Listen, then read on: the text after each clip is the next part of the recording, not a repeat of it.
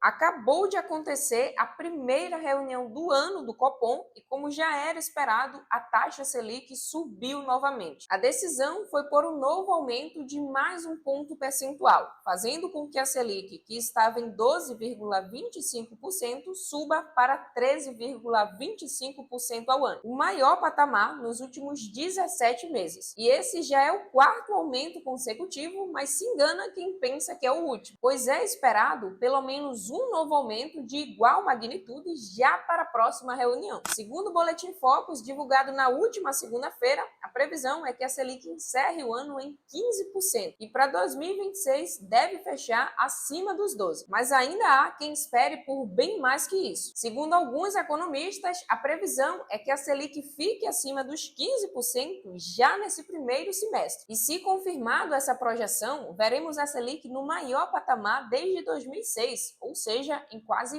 20 anos. O cenário não é nada positivo, mas fica comigo até o final, porque nesse vídeo eu vou te explicar o que está acontecendo, como esse aumento na taxa Selic impacta os seus investimentos e a sua vida, e também vou te contar como fica a rentabilidade dos melhores investimentos com liquidez diária, agora com a Selic em 13,25% ao ano. E apesar de ter sido uma decisão já esperada pelo mercado, essa primeira reunião do ano trouxe uma novidade, que foi a primeira reunião sob o comando do novo presidente do Banco Central, o Gabriel Galípolo, ele que foi indicado ao cargo pelo atual presidente Lula. E havia-se muita desconfiança por parte do mercado em relação ao Galípolo, por ele ter sido um nome indicado pelo Lula, já que o Lula vinha criticando fortemente o aumento dos juros. Então criou-se um receio do Galípolo ceder à pressão do Lula ou até mesmo diminuir a autonomia do Banco Central, como a gente já viu algumas vezes acontecer no passado, onde a taxa Selic foi derrubada na canetada.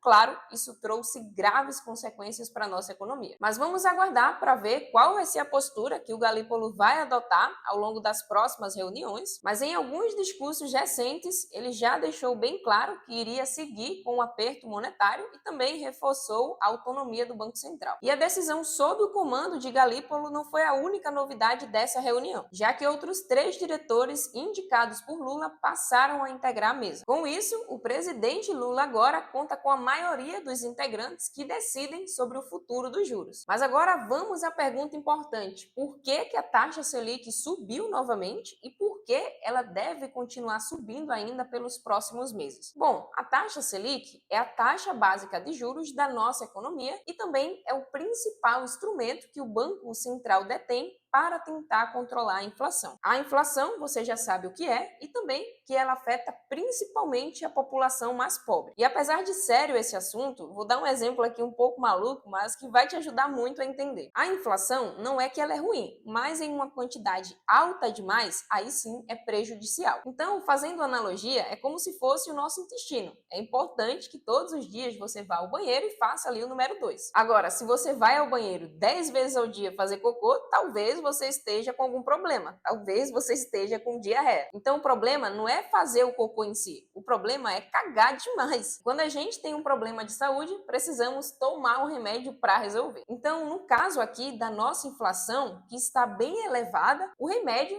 ainda que talvez um pouco amargo, é justamente elevar a taxa Selic, já que com a taxa Selic alta, ela tende a empurrar a inflação de volta para baixo. E ao definir a taxa de juros, o Banco Central olha para o futuro, ou seja, para as projeções da inflação. Ele não olha para os preços dos últimos meses. Isso porque as mudanças na taxa Selic, ou seja, quando aumenta, mantém ou diminui, demoram ali mais ou menos de 6 a 18 meses para gerar o impacto de fato na economia. E apesar da nossa inflação ainda estar bem alta, a decisão pelo aumento da taxa Selic foi justamente pela expectativa crescente de que a inflação continue subindo. Então a inflação nesse momento está alta, mas a expectativa é de que ela continue subindo. A projeção é que ela encerre o ano em 5,50%, acima novamente da meta, que para esse ano é de apenas 3%.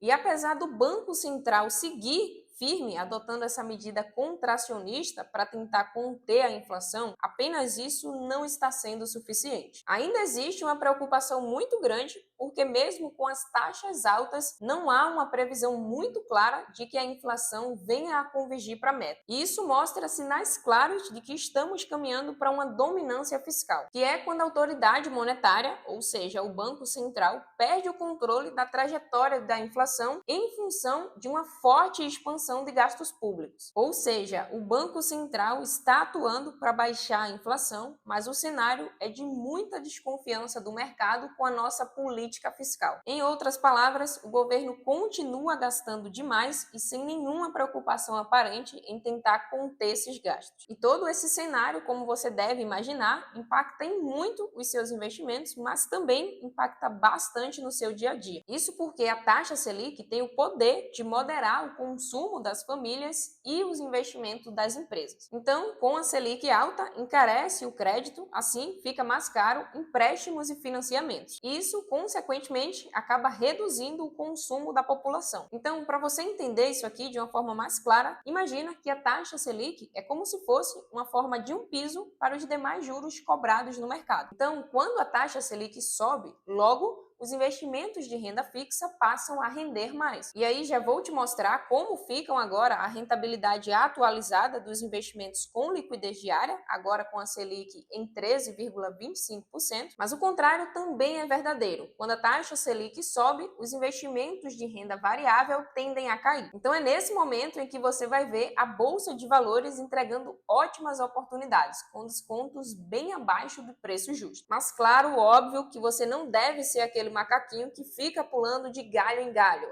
Quando a renda fixa está alta, eu vendo tudo na renda variável e pulo para a renda fixa. E quando a árvore da renda fixa chacoalha demais e começa a cair, eu pulo, vendo tudo e vou para a árvore da renda variável. Se você é esse tipo de pessoa, pode ter certeza que você está perdendo muita oportunidade e está prejudicando em muito a rentabilidade dos seus investimentos. Agora, se você quiser aprender a montar uma carteira de investimentos bem estruturada e com estratégia definida, aqui embaixo tem um link para você participar da minha mentoria financeira individual, onde eu pessoalmente irei te ajudar. Mas agora vamos ver aqui como ficam os principais investimentos com liquidez diária, agora com a nova Selic em 13,25% ao ano. Começando então pelos CDBs com liquidez diária, que rendem 100% do CDI, ou então a famosa caixinha do Nubank, porquinho do Banco Inter, ou qualquer outra conta que tenha esta mesma rentabilidade. Com a Selic atual em 13,25%, o CDI vai render 13,15%, já que o CDI vai ser sempre 0,10% a menos do que a taxa Selic. Então, considerando aí que a Selic se mantenha, como a gente já viu que não é nem um pouco provável, e considerando o valor de R$ 10.000 aplicados por um período de um ano aplicado em qualquer um desses investimentos, ao final do período, já descontado os devidos impostos, você teria um total de R$ 11.052.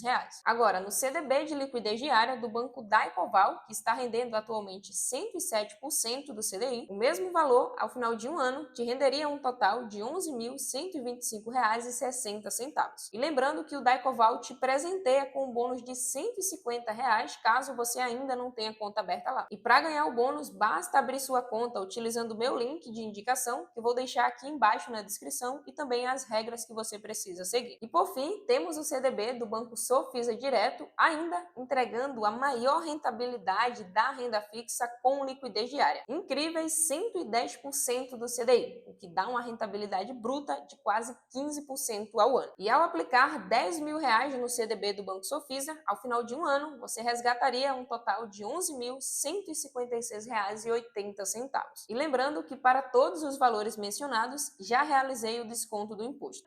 E no Sofisa você também pode ganhar um bônus de R$ 50, e para isso deixo aqui embaixo todas as regras. Agora, me conta aqui embaixo onde você está investindo seu dinheiro agora com a alta da taxa Selic, e também, se você gostou, não esquece de deixar o like aqui embaixo.